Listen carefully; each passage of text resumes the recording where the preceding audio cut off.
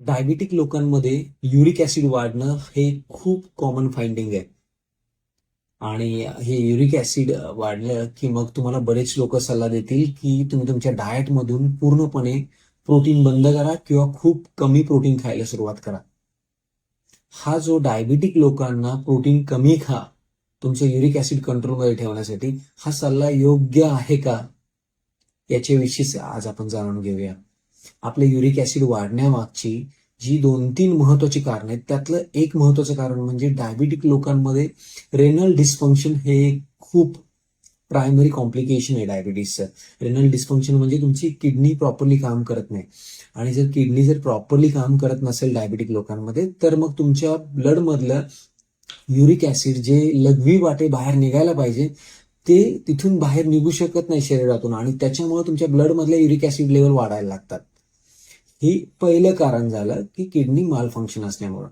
दुसरं एक कारण हे आहे की डायबिटिक लोकांमध्ये खूप एक कॉमन अजून एक फाइंडिंग किंवा एक प्रॉब्लेम असतो तो म्हणजे मसल लॉस.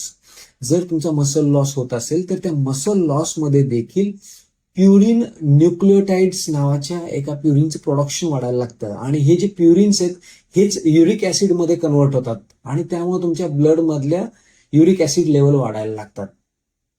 तर आता इथं काय झालेलं आहे, इथं तुमचा युरिक ऍसिड वाढलाय म्हणून तुम्हाला कोणीतरी सल्ला दिलेला आहे की तुमच्या डाएट मधून पूर्णपणे प्रोटीन बंद करा किंवा खूप कमी प्रमाणात प्रोटीन खायला सुरुवात करा.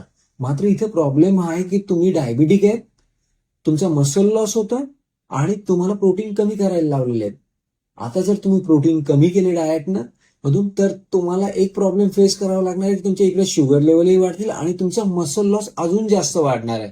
आणि जर मसल लॉस अजून जास्त वाढला तर तुमच्या शरीरातलं प्युरिन न्यूक्लिओटाइड्सचं प्रोडक्शन अजून जास्त वाढेल आणि हे प्युरिन न्यूक्लिओटाइड्स सगळे युरिक ऍसिड मध्ये कन्वर्ट होणार आहेत.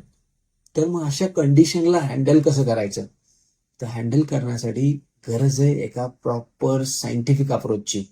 लॉजिक वापरणं आणि सायंटिफिक अप्रोच ह्याच्यामध्ये जो डिफरन्स आहे तो डिफरन्स मी तुम्हाला सांगणार आहे. आपण लॉजिक वरती काम करायचं नाही, आपल्याला एका सायंटिफिक अप्रोच वरतीच काम करायचंय. आणि तो सायंटिफिक अप्रोच म्हणजे काय, तर सगळ्यात पहिल्यांदा तुमचा मसल लॉस थांबवायचा आणि मसल लॉस डायबिटिक व्यक्तीने थांबवायचा असेल तर त्यांच्या डाएटमध्ये सफिशियंट अमाऊंटमध्ये प्रोटीन असणं गरजेचं आहे आणि वर्कआउटमध्ये स्ट्रेंथ ट्रेनिंग असणं गरजेचं आहे. त्याच्यातूनच तुमचा हा मसल लॉस थांबणार आहे. आणि ज्यावेळी तुमचा हा मसल लॉस थांबेल नवीन मसल फायबर्स बनतील, तुमच्या शुगर आपोआपच रेग्युलेट व्हायला मदत व्हायला सुरुवात होईल. आणि जर तुमच्या शुगर कंट्रोलमध्ये यायला सुरुवात झाली तर तुमचं किडनी माल फंक्शन देखील तिथं कमी होईल. कारण शुगर जशा कंट्रोलमध्ये येतात किडनीचा शुगरला रिॲब्सॉर्प्शन करण्याचा लोडही कमी व्हायला लागतो आणि त्याच्यामुळे किडनी अजून जास्त चांगल्या प्रकारे फंक्शन करायला लागते. तिथे युरिक ऍसिडही परत आपल्या युरिन मधून एक्सक्रीट करण्याचं त्याचं प्रमाण वाढायला लागतं किडनी प्रॉपरली फंक्शन केल्यामुळं. तर इथं गरज आहे तुम्हाला प्रोटीन डाएट मधून कमी करायचं नाही. प्रोटीन डाएट मधून कमी केलं तर तुमचा अजून जास्त मसल लॉस होणार आहे, तुमच्या अजून जास्त शुगर वाढलेले असेल, किडनी माल फंक्शन अजून जास्त करणार आहे. किडनीचं फंक्शन एकच नाहीये फक्त इथं की तुम्हाला युरिक ऍसिड तिथून एक्सक्रीट करायचं, त्याला अजूनही बरीचशी कामं करायची.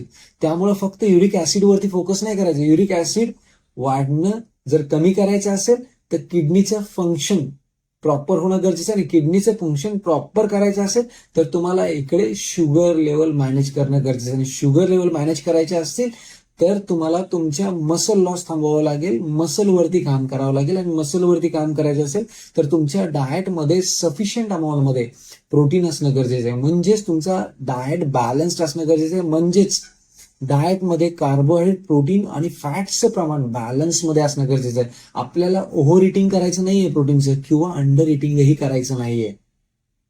त्यामुळेच हा जो अप्रोच आहे आपल्याला युरिक ऍसिड आपल्या कंट्रोलमध्ये ठेवण्यासाठीचा हा अतिशय सायंटिफिकच असला पाहिजे.